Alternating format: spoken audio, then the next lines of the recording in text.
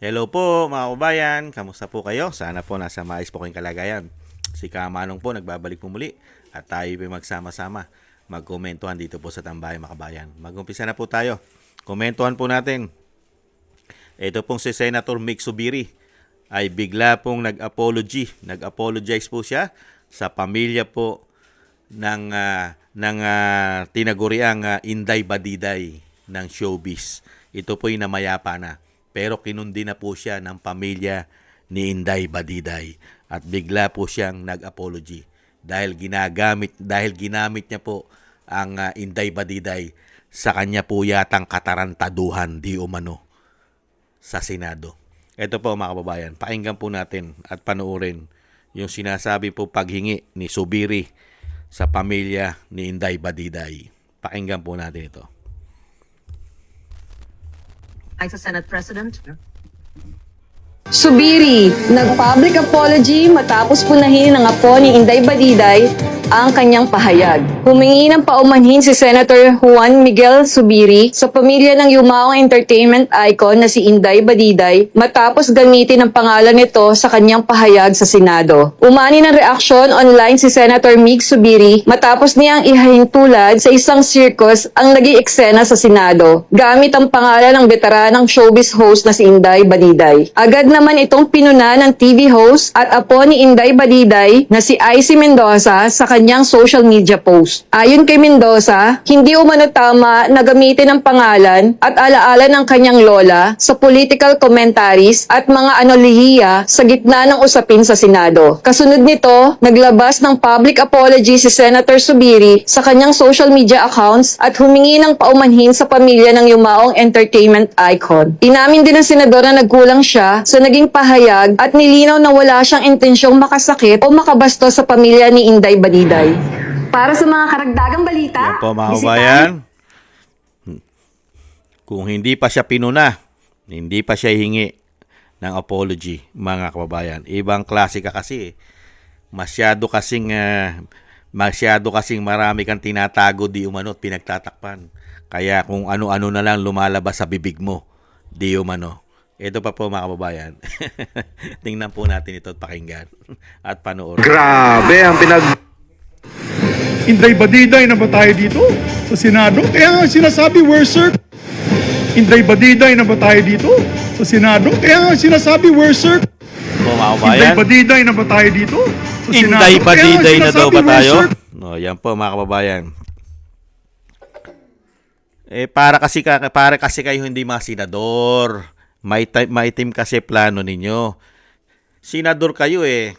Tapos yung rules na sinasabi nyo na hindi uubra, pero ginagamit nyo naman. Lalo-lalo technology. Kompleto na tayo. Pwede na tayo gumamit ng mga Zoom at kung ano-ano mga platform sa internet. Ginagamit nyo na yan. Kahit nung nakakulong pa si Trillanes, nakakulong pa si Dilima, ay gumagamit na yan. Hindi po ba?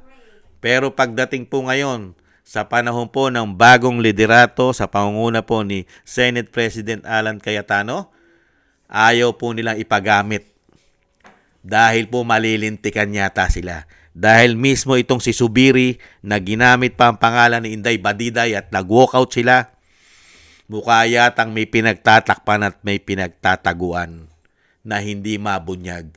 Hindi kaya, Senator Zubiri? Kaya nakikiusap tayo kay Senate President Alan Peter Cayetano na madaliin na.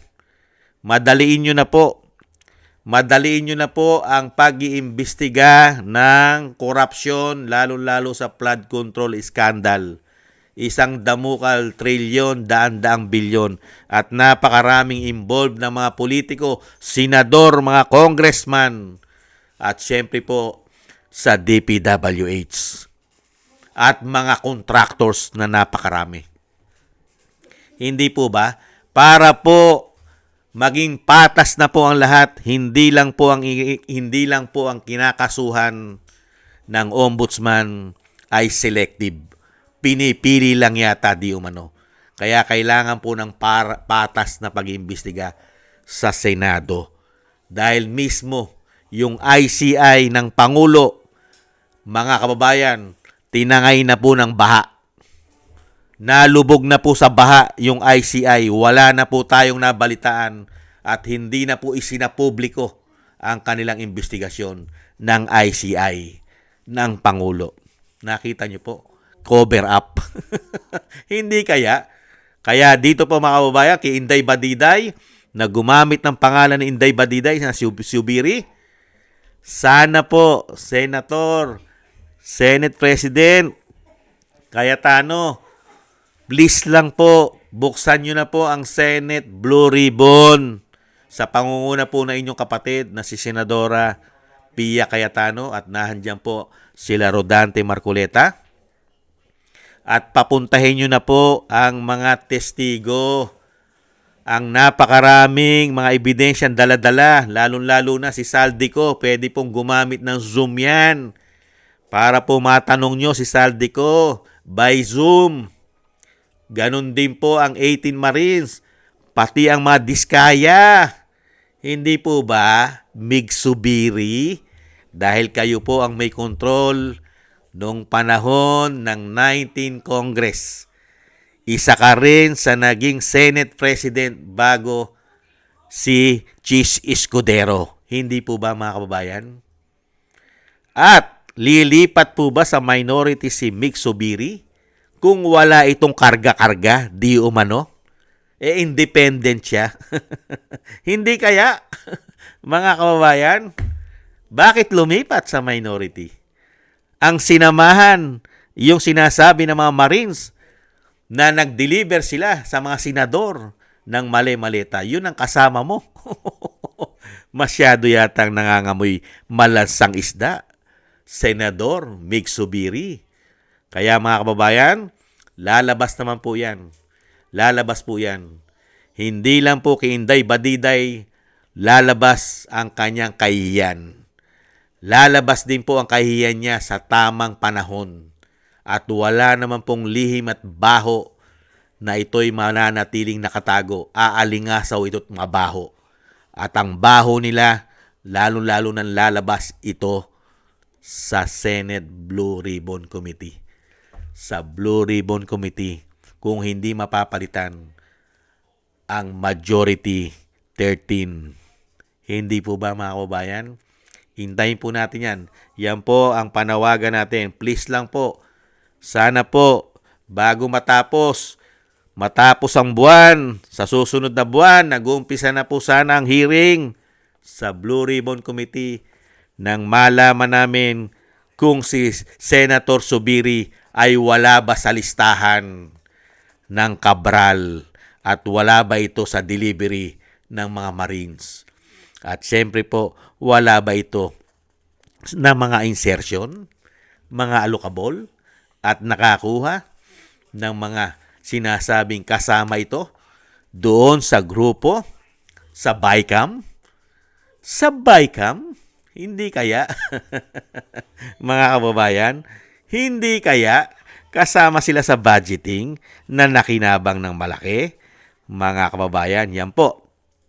Umaasa po tayo na sana po dinggin po ni Senate President Cayetano ang hiling po natin mga Pilipino na agaran po at bilisan na buksang muli ang investigasyon ng Senate Blue Ribbon Committee para po ito sa katarungan nating mga Pilipino na ginawa po nilang gatasan at wala pong napatunguhan ang pera ni Juan de la Cruz na ilagay lang po sa maleta at tayo po'y tuloy-tuloy at pinarusahan sa kahirapan ng mga magnanakaw na ito.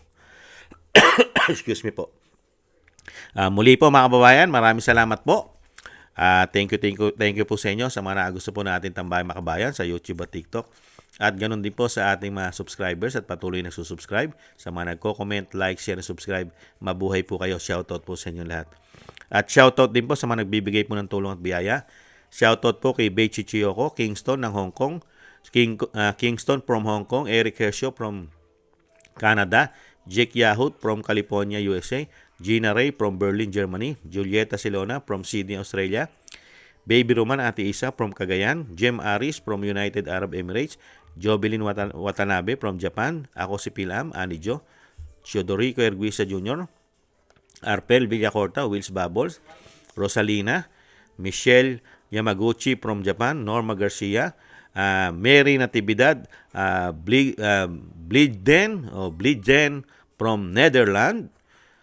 Mahirap bigkasin yung last name ni Mary Natividad, Blidden. Talagang pang Netherlands, mga kababayan.